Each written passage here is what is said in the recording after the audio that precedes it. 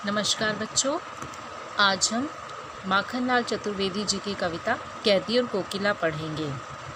कैदी और कोकिला कविता जो है ये ब्रिटिश शासन की बर्बरता और उस समय अंग्रेज़ों के द्वारा देशभक्तों पर जो अत्याचार किए जा रहे थे उन्हें देखने और समझने के लिए एक दर्पण के समान है।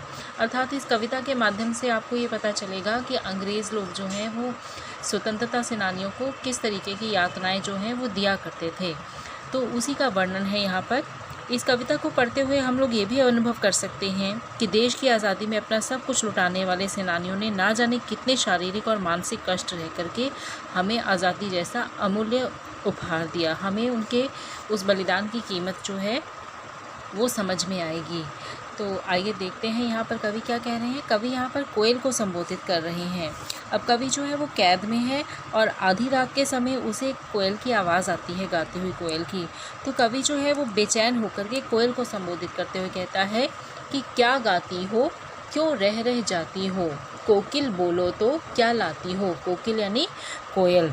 तो कवि आधी रात को गाती हुई कोयल की आवाज़ सुनकर उससे पूछता है कि हे कोकिला, हे कोयल, तुम क्या गाती हो, क्यों रह रह जाती हो, तुम बार बार कुछ भी गा रही हो और फिर चुप हो जाती हो, तुम ऐसा क्यों कर रही हो। कोकिल बोलो तो क्या लाती हो, संदेशा किसका है। कवि को अब लग रहा है कि शायद कोयल जो है रह रह कर जो इस तरीके से गा रही है तो शायद वो किसी का संदेश लेकर आई है। तो वो कोयल से पूछ रहा है कि कोकिला, एक बार बोलो तो सही कि तुम किसका संदेशा लेकर के आती हो। कोकिल बोलो तो, हे कोयल तुम बोलो तो, कि हो सकता है कि शायद तुम्हारे संदेश में जो है कुछ स्पष्टीकरण हो, तुम मुझे कुछ बताना चाहती हो जो देश में घटित हो रहा है। शायद जेल में रहकर अंदर हमें इस बारे में कुछ पता ना हो। आगे कवि कहता है, अपनी स्थिति को से उसको अवगत करवाने का प्रयास कर रहा है। कवि कहता है कि ऊंची काली दीवारों के घेरे में, डाकू चोरों बटमारों के डेरे में, कि हे कोयल, मैं इस समय जिस स्थान पर कैद हूँ वो स्थान बिल्कुल भी अच्छा नहीं है, इंसानों के रहने लायक तो ये बिल्कुल भी नहीं है।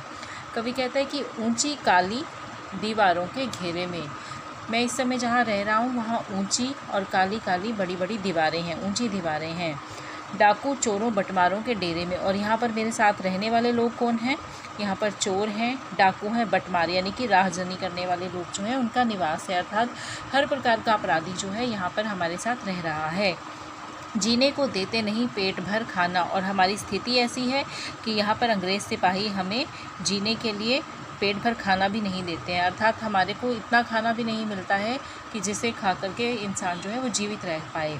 मरने भी देते नहीं तड़प रह जाना, ना तो वो हमें जीने लायक खाना देते हैं और अगर हम मरने की कोशिश करते हैं तो मरने भी नहीं देते हैं। बस तड़प कर रह जाना ही हमारे नसीब में रह गया है। जीवन पर अब दिन रात कड़ा पहरा है, हमारे इस जीवन पर, हमारी ज़िंदगी पर दिन रात अंग्रेज़ सैनिकों का कड़ा पहरा है। शासन है या तंग का प्रभाव गहरा है। अब पता नहीं ये कैसा कुशासन है अंग्रेज़ों का, या फिर हमारे जीवन के अंधकार का ये गहरा प्रभाव है जो हमारे जीवन में सब तरफ अंधेरा ही अंधेरा है। हिमकर निराश कर चला रात भी काली। अब यहाँ पर हिमकर जो है वो आशा रूपी चंद्रमा के लिए प्रयोग में लाया गया है। तो कवि कहता है कि यहाँ तो चंद्रमा जो है वो भी निराशा का ही संदेश दे रहा है, वो भी निराश कर चला जाता है, और ऊपर से ये रात तो काली है ही। इस समय काली माँ मई जगी क्यों आली। जब सब तरफ अंधेरा है, सब तरफ निराशा है, उस समय कवि कोकिल को संबोधित करते हुए कहता है कि हे कोयल, इस भयानक और अंधकारमयी रात्रि में भला तुम क्यों जाग रही हो। क्या तुम मुझसे कुछ कहना चाहती हो, इसीलिए तुम इतनी अंधेरी रात में कोई संदेश लेकर के मेरे पास आई हो।